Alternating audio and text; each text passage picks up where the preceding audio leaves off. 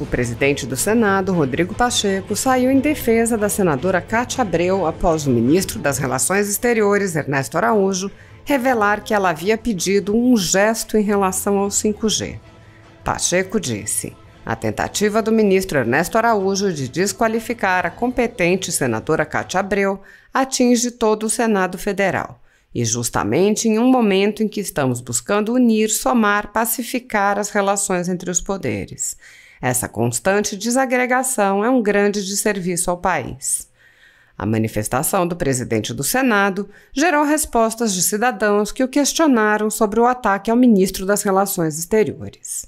A jornalista e socióloga Sarita Coelho compartilhou um trecho da nota da senadora Cátia Abreu em que ela admite que alertou o ministro Ernesto Araújo sobre, abre aspas, os prejuízos que um veto à China na questão 5G poderia dar às nossas exportações, fecha aspas, e afirmou: a tentativa dos senadores de desqualificar o competente ministro Ernesto Araújo atinge todo o poder executivo e a todos os eleitores de Bolsonaro. A senadora confessou que tratou sobre o 5G com o ministro. Pressionar sem motivos contra um ministro é atacar a democracia. Sarita acrescentou: a senadora Cátia confessou que tratou com o ministro sobre o 5G. Que democracia é essa quando o Senado Federal se junta em ataque coordenado contra um ministro do governo alinhado com as pautas eleitas nas urnas? Esse é um ataque ao poder executivo e, portanto, à democracia.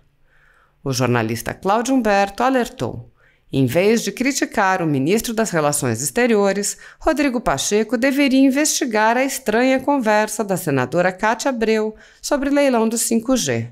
Se o senhor fizer um gesto em relação ao 5G, será o rei do Senado, disse ela, segundo o relato do chanceler Ernesto Araújo. O deputado estadual paulista Gil Diniz questionou Pacheco. Vê se cria um pingo de coragem e pauta o pedido de impeachment do ministro Alexandre. A população brasileira não suporta mais essa hipocrisia e demagogia de vocês. Poderiam fazer história e mudar a nossa realidade, mas continuam a cometer os mesmos erros. Hipocrisia demais. Henrique Oliveira, cofundador do Movimento Brasil Conservador, disse a Pacheco: não se faça de vítima. Não foi uma tentativa de desqualificar Cátia Abreu. O que o ministro Ernesto Araújo fez foi mostrar para quem os senadores estão trabalhando no Brasil. E ficou claro que vocês não trabalham pelo povo brasileiro. Ernesto Araújo fica. O empresário Otávio Facuri rebateu: 20 de vocês pedem a cabeça do Ernesto Araújo e você me vem falar em pacificação. Quanto cinismo!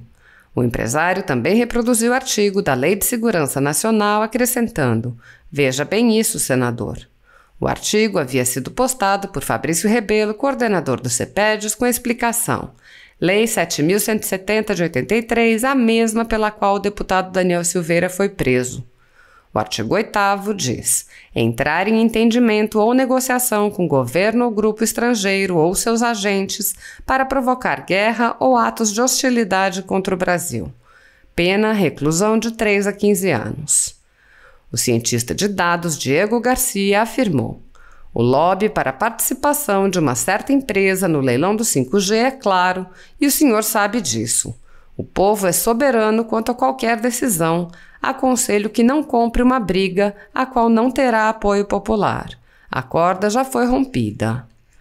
O empresário Oldemar Bezerra, membro do Conselho do Movimento Avança Brasil, apontou: um grande desserviço ao país é o Senado não usar de suas prerrogativas constitucionais nos freios e contrapesos para o equilíbrio entre os poderes.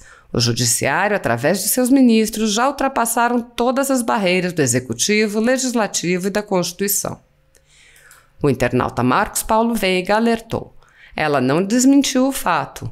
A indignação, nervosismo corporativo do Senado só demonstra que o Ernesto Araújo está certo.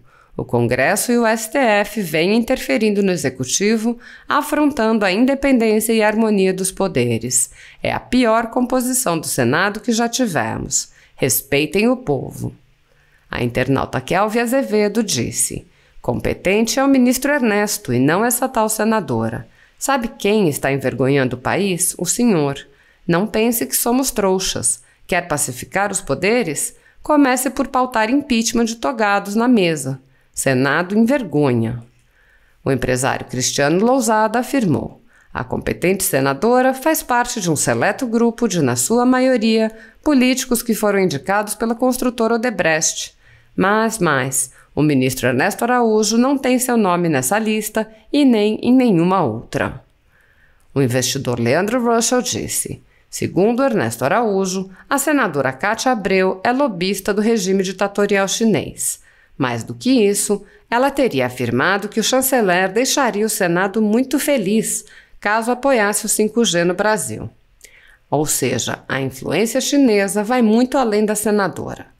Parlamentares operando a favor de uma potência estrangeira, sabe-se lá a troco de quais vantagens. Isso sim é ferir a segurança nacional. Cátia Abreu diz que Ernesto Araújo age de forma marginal, enquanto não desmente que fez lobby para o 5G chinês. Ernesto Araújo fica. Se ele sair, que coloquem logo o embaixador chinês no lugar. Afinal de contas, o sujeito já tem boa parte do Senado e da Câmara na mão. A internauta Flávia Gafquer explicou: o chanceler não desqualificou a senadora. Ele reportou um fato.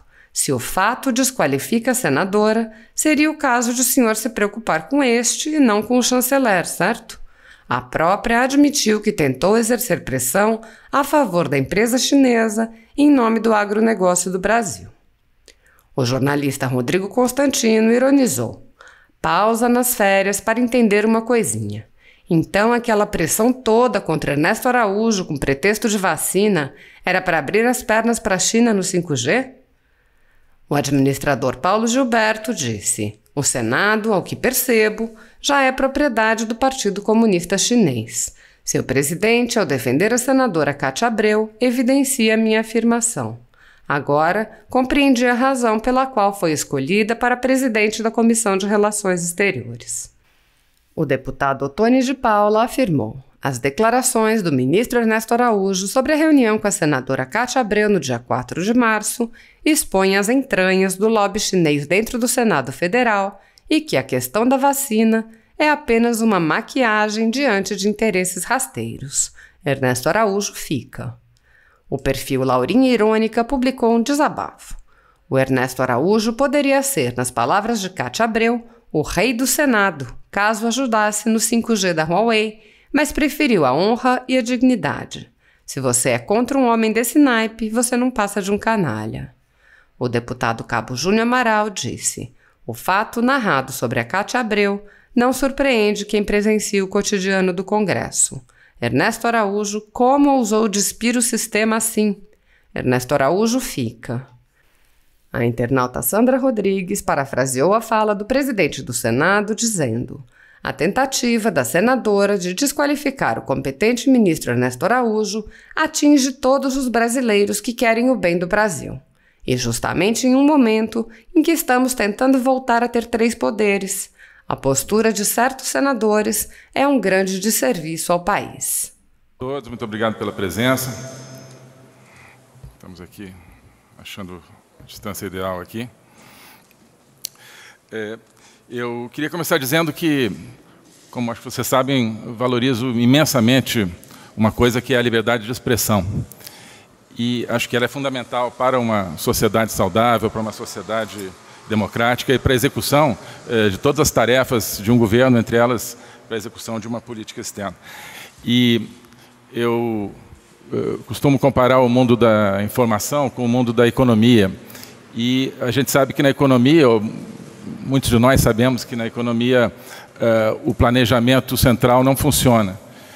Não funciona porque uma economia eficiente, ela só é eficiente se ela se construir a partir das informações que são trocadas entre milhares, milhões de atores econômicos através de um sistema de preços livre, através de um sistema de circulação livre.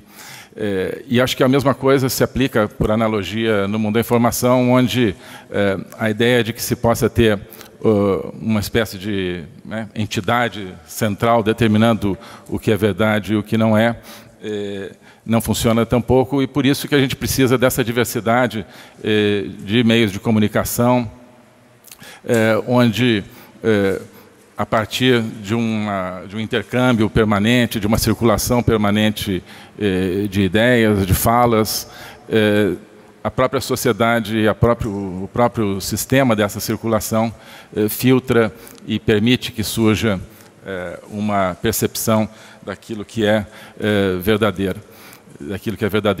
Por isso, a importância fundamental de que haja liberdade de expressão por todos os meios e que não se usem conceitos de administração da verdade, digamos, ou de produção da verdade, para limitar essa circulação, porque uma sociedade precisa saber aquilo que é verdadeiro e aquilo que não é, seja para o seu desenvolvimento econômico, seja para enfrentar uma pandemia, seja para qualquer outra finalidade. Bem,